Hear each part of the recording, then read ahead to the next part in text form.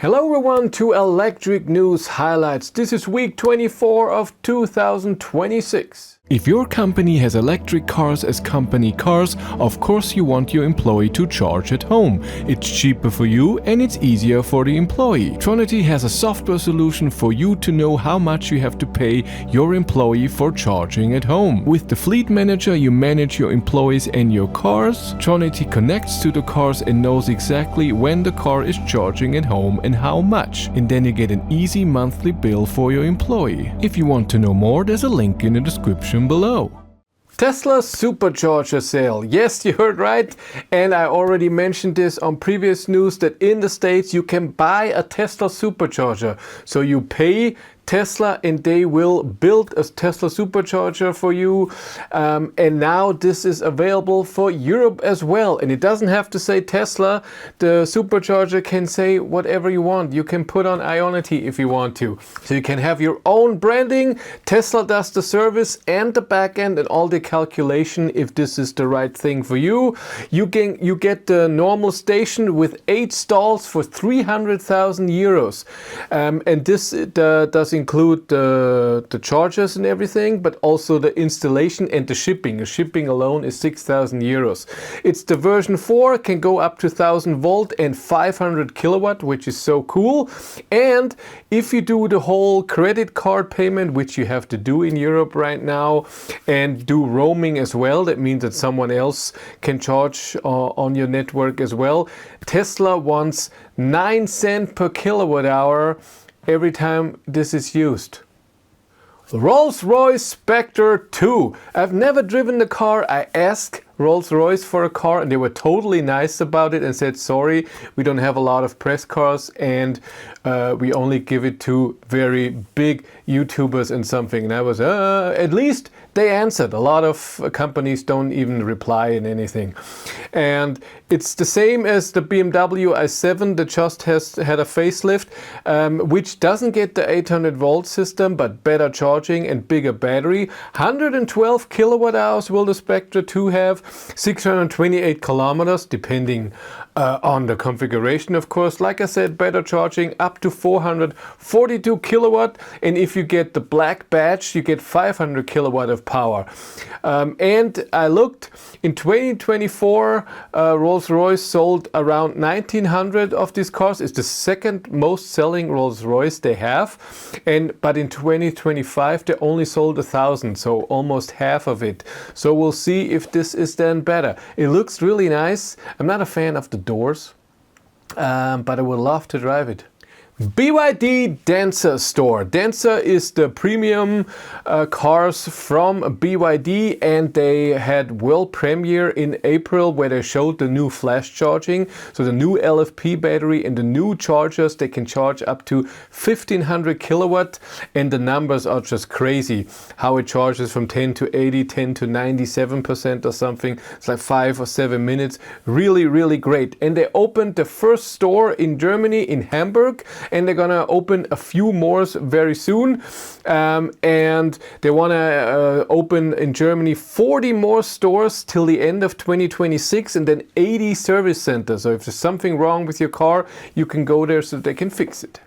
By the way, if you want to know what's happening behind the scenes, I have a third YouTube channel, Behind the Battery, where I'm vlogging. So if I get a car, what's happening with the car, if there are any news and anything happening, really awesome.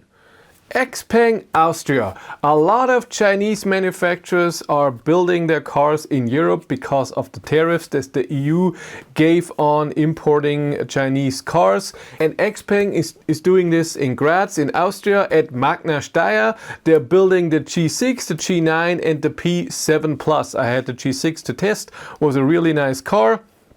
And a fourth model production will start there as well. Maybe it's the new X9, a very luxury van, but so far it has not been communicated. But since September of 2025, XPENG is building the cars for the European market in Austria. And like I said, 4 models soon, which is cool. Elrock on top. I have the numbers for the EV sales for May of 2026 in Germany, and the Skoda Elrock is on number 1, which happens a lot because a lot of people love the Elrock.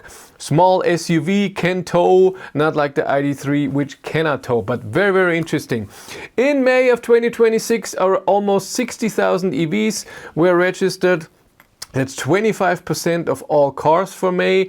And like I said, Elrock on top, then the ID.3, the numbers are here, then the Skoda Enyaq, and then Model 3 before the Model Y, which is something you rarely see. Usually it's Model Y on number 4 or so, and then Model 3 is on number 20, 25 or something.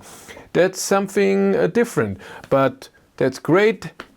Let's sell some EVs here. And the last, Volkswagen ID.Polo, Cupra Raval and Skoda Epiq production start in Spain. Very, very interesting, especially for me.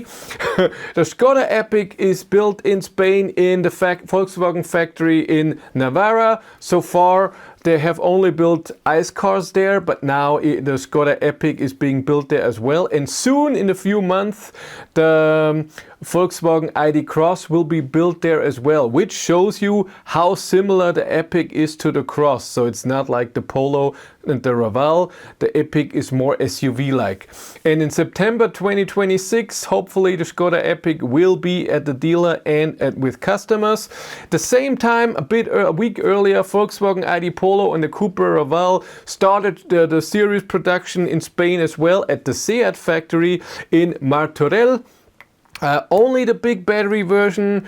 Volkswagen Group has invested 3 billion euros in this factory so they can build all of the new EVs that are coming, a good number of them, and then of course the EV1, EV Everyone will come in 2027, but I think that's a different factory, but also very interesting. I'm very excited about the ID.Polo. I'm in process of ordering one and hopefully still get it at around the delivery time they're expecting, end of September, maybe mid of September. We'll see, whatever they decide. It seems like a very, very interesting car. I saw the car in Hamburg. I couldn't drive it yet. I don't know if there will be an event where I can drive it as well. But looking at it was a lot of fun. It's a great car with new software and a great size. And a bit of news about the channel right now of the Volvo ES90. Already did my range test last week. I did my long distance trip test. Tomorrow I'm gonna drive with Matthias against the ID.7, my ID.7, see how the difference is in consumption, and then charging it back up to the start state of charge. And then next week on Tuesday, the Volkswagen ID. Buzz GTX is coming. I had the normal long wheelbase car, but now the GTX is coming as well. To be honest, I don't even know if it will be the long wheelbase. I'm okay with that if it's not, but I don't even know. I just said I want a GTX. We'll see what it will be. But also very exciting thing where I do all my tests with. And then maybe we do the most efficient Volkswagen ID, my ID.7, against the least efficient, the ID. Buzz GTX. So we'll see. If you want to follow me on Instagram, BatteryLife1, but that's it for me. Thanks so much for watching. Have a great day and take care. Bye.